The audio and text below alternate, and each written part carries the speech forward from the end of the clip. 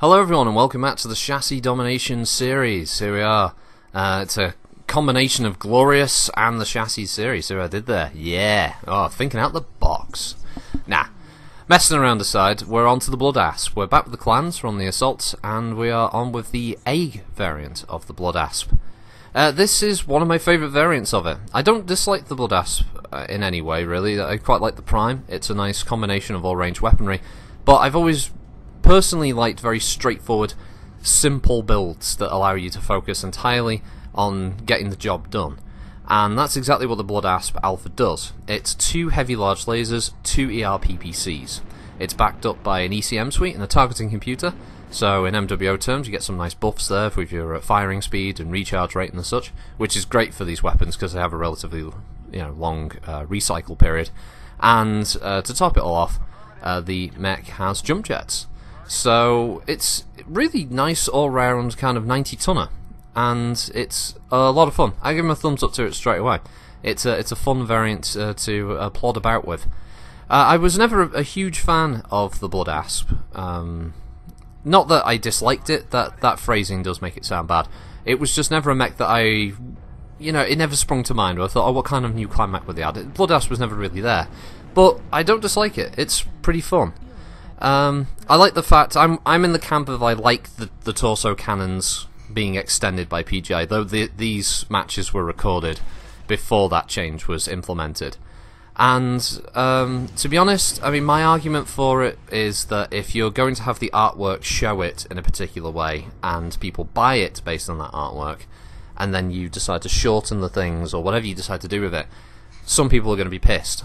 But I'm also in the sort of I'm in the lesser category. I'm an actual fan of BattleTech in the sense that I like the tabletop stuff and I like the looks of the mechs. And the Blood Asp always had those large barrels, so I was, I wasn't upset. I know some people got angry about that, and there was a lot of back and forth. And even now, obviously, there's still back and forth going on with people who are unhappy with the gameplay aspect of the barrel lengthening. But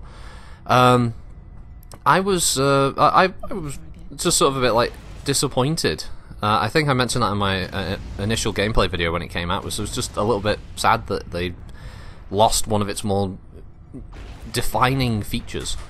It doesn't help that a lot of people, when they saw the artwork, actually thought the mech was a light or possibly a medium mech. So yeah, the Blood Asp kind of had a few things going against it from some people who thought that the artwork didn't really sell it as an assault battle mech.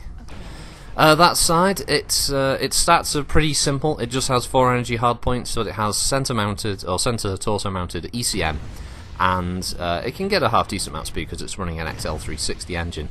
That's one of the traits actually of the Blood Asp, is that none of them outside of the Prime have a particularly huge number of hardpoints. So it's really a mech that you're not going to be putting a lot of weapons onto it, but you're going to be putting a lot of high power weapons onto it. So there's a nice emphasis there on having an assault mech that is going to do damage, but at the same time it needs support.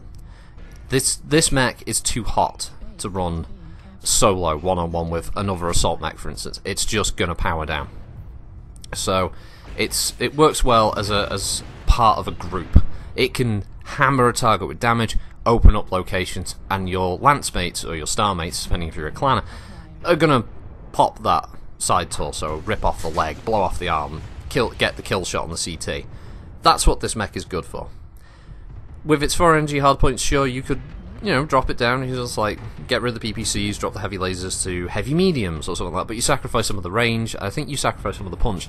This mech almost works best with the standard loadout. I can't really see this version working any other way, and without the ability to remove things like your jump jets for more heat sinks and that kind of thing, or you could take out the targeting computer and get a couple more heat sinks in there, but it already comes with a fair number. I think it's got an extra 11 doubles, or it has 11 and then some more. It's pretty decently equipped, but even then it's still hot. So yeah, it's an interesting mech. It's a fun mech. The ECM definitely helps its survivability as well. It's tougher to catch this one out, and yeah, it's definitely worth trying out if you haven't tried it already. So yeah, the Blood Asp Alpha is quite fun. Do enjoy it. I've been running this one solo every now and then when I've been on before tour practices and stuff, just to sort of get my assault game up a little bit more, because I have periods where I get hot and cold of assaults where if there's one I really like, I play it for a lot, and then I tend not to play them for a long while. I stick to going to like light to medium and heavy. So yeah, it was nice to come back to this one. So this match I think is nearly ended, looking at the track on the editing bar here. So thank you all for watching, everybody. Hope you all have a good week. What's your opinions on the torso shoulder mount? Let's see, were you happy with the change? Indifferent? Did you not like it? Did you get a refund? I know some people wanted a refund after the changes, so this would be interesting to see what people thought about that. But until then, thank you all for watching, and I will see you next time. Bye!